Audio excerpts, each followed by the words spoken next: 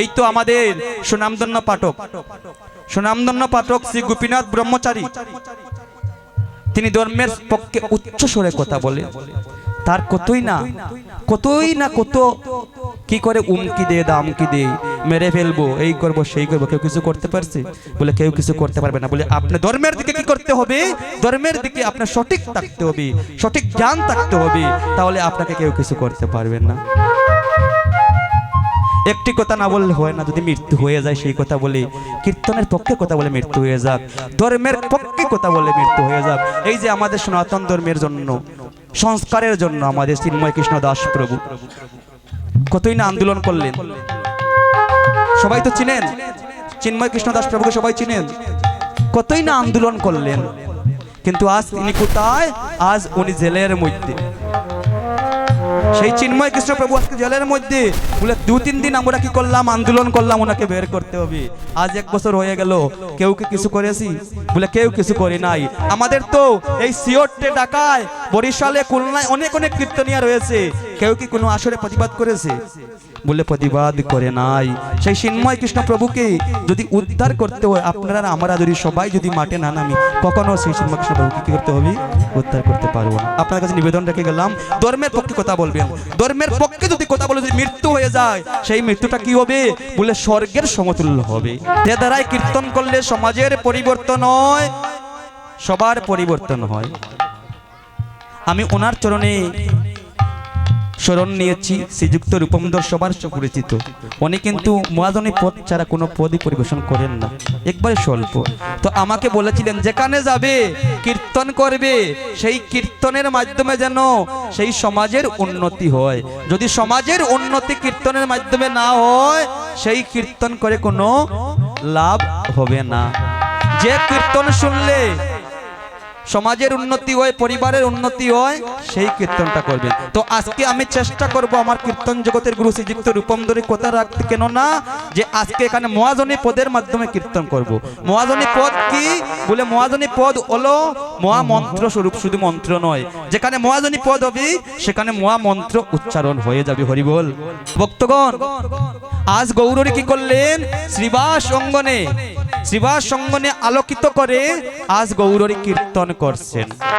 ওমা, আজ থেকে 550 বছর পূর্বে গো, আজ থেকে 550 বছর পূর্বে এমন ভাবে হরিনাম সংকীর্তন ছিল না। আজ থেকে 550 বছর পূর্বে এমন ভাবে মায়েরা বাবারা একত্রিত হয়ে বসতে পারতো না। ওমা, আমাদের সনাতন ধর্ম যা হচ্ছে চিরন্তর সত্যি, যা পূর্বেই ছিল সামনের দিকে থাকবে, ঠিক না মা? তো সেই সনাতন ধর্মে একমাত্র শান্তির ধর্ম, কেননা সেই সনাতন ধর্মে একমাত্র নারী পুরুষ একত্রিত হয়ে কীর্তন করছে। শিবা সঙ্গনে মহাপ্রভুকে দর্শন করছে। আর কোন ধর্মে কি বাবা নারী পুরুষ একত্রিত বসতে পারে? বলে আর কোন ধর্মে নারী পুরুষ একসাথে বসতে পারে না। তো আজ থেকে 550 বছর পূর্বে কি ছিল? বলে জাতের ভেদাভেদ। বলে কি ছিল? বলে কে তাকে কে বড়, কে তাকে কে ছোট। কিন্তু যখনই মহাপ্রভু এই দয়াদামে আসলেন, যখনই নিতাই চাঁদ এই দয়াদামে আসলেন, তখন আর জাতের কি রাখলেন না, জাতের ভেদাভেদ রাখলেন না। আমা ভয় করে গো, ধর্মের পক্ষে কথা বললেই বিপদ। ধর্মের পক্ষে যদি কথা বলেন তাহলে আপনার বেশি ভয় থাকে। এই তো আমাদের সুনামধন্য পাঠক শ্রী গোপীনাথ ব্রহ্মচারী। তিনি ধর্মের পক্ষে উচ্চ স্বরে কথা বলে, তার কতই না কত কি করে উমকি দে দামকি দে, মেরে ফেলবো, এই করব সেই করব, কেউ কিছু করতে পারছে? বলে কেউ কিছু করতে পারবে না। বলে আপনি ধর্মের দিকে কি করতে হবে? ধর্মের দিকে আপনার সঠিক থাকতে হবে, সঠিক জ্ঞান থাকতে হবে, তাহলে আপনাকে কেউ কিছু করতে পারবেন না। একটি কথা না বললে হয় না, যদি মৃত্যু হয়ে যায় সেই কথা বলে, কীর্তনের পক্ষে কথা বলে মৃত্যু হয়ে যাক, ধর্মের পক্ষে কথা বলে মৃত্যু হয়ে যাক। এই যে আমাদের সনাতন ধর্মের জন্য, সংস্কারের জন্য আমাদের চিন্ময় কৃষ্ণ দাস প্রভু কতই না আন্দোলন করলেন। সবাই তো চিনেন চিন্ময় কৃষ্ণ দাস প্রভুকে, সবাই চিনেন। কতই না আন্দোলন করলেন, কিন্তু আজ তিনি কোথায়? আজ উনি জেলের মধ্যে। সেই চিন্ময় কৃষ্ণ প্রভু আজকে জেলের মধ্যে বলে 2-3 দিন আমরা কি করলাম, আন্দোলন করলাম ওনাকে বের করতে হবে।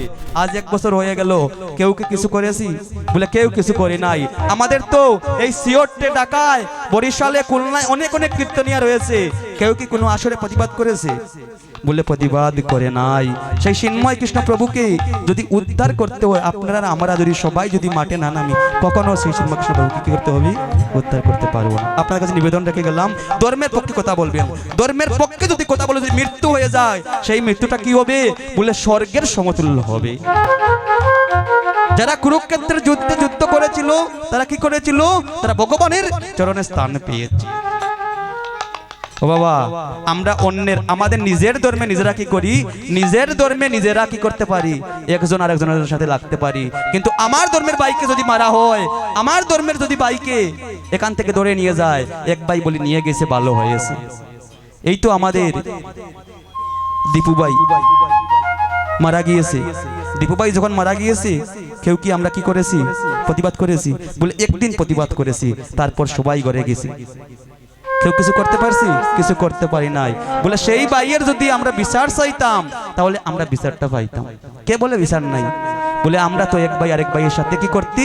বলে লাগালাগি করতে পারি।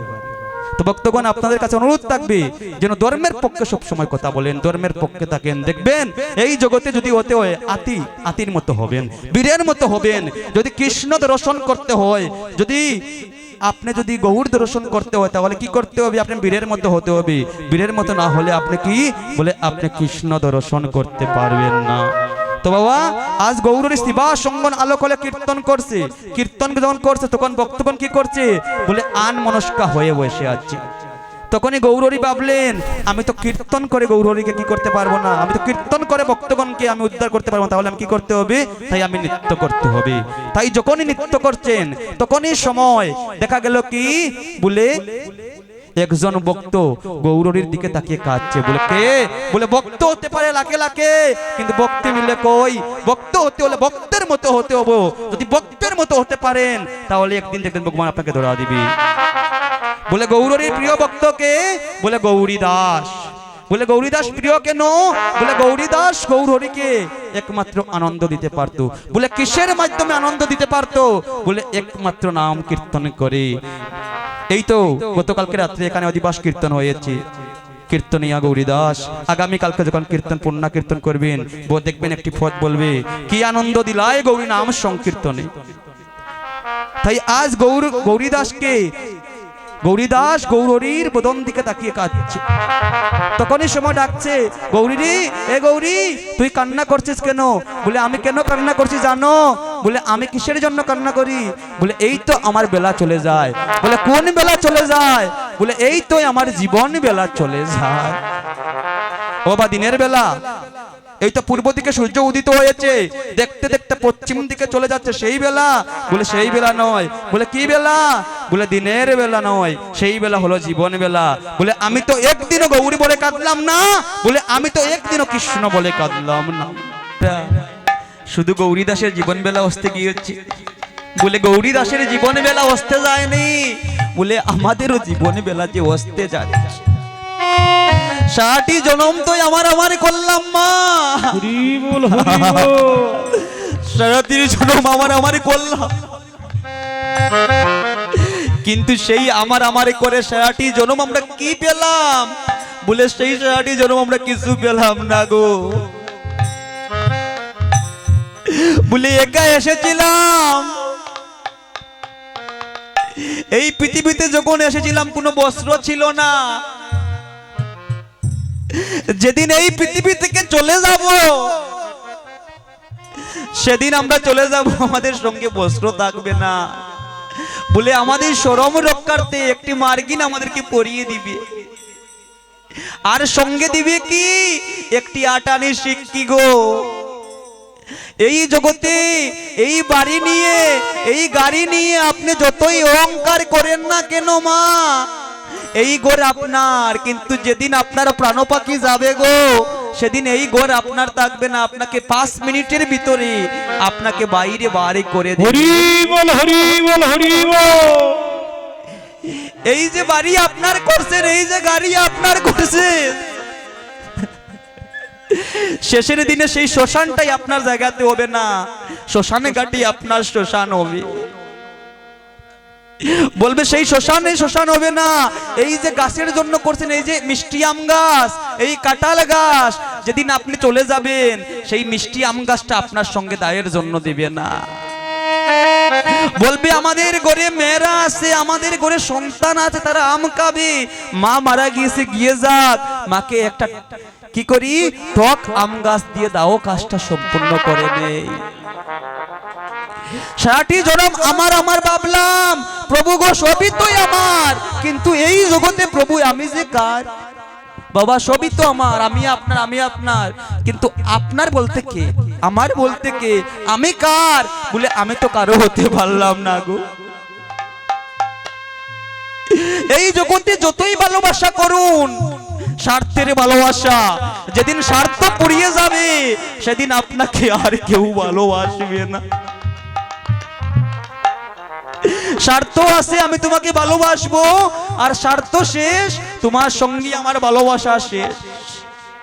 কিন্তু এই জগতে গুরুদেব যাকে ভালোবেসেছে, এই জগতে ভগবান যাকে ভালোবেসেছে, মাগো এই জগতে সেই ভালোবাসাটা হল নিঃস্বার্থ ভালোবাসা।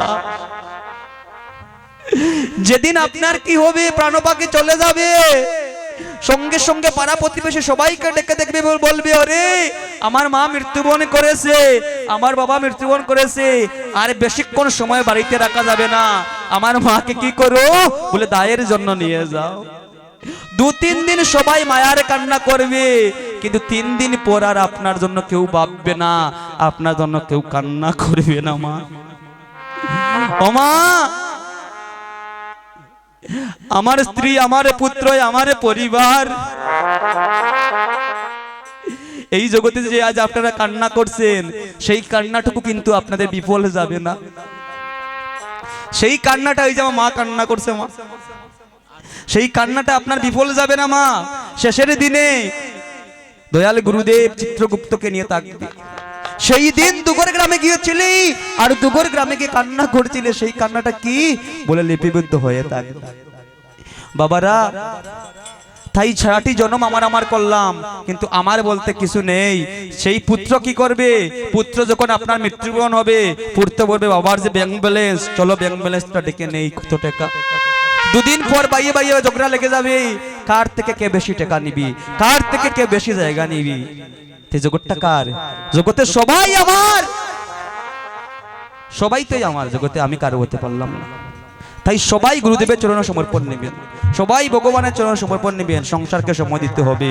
বলে এই জগতে যে গৃহস্থ বৈষ্ণব হতে পেরেছে, সেই হলো একমাত্র উত্তম বৈষ্ণব। এই জগতে যদি বৈষ্ণব হতে হয়, তাহলে আপনি গৃহস্থ বৈষ্ণব হবেন। দেখবেন গৃহস্থেরও কাম করতে পারবেন, সংসারের কাজ করতে পারবেন।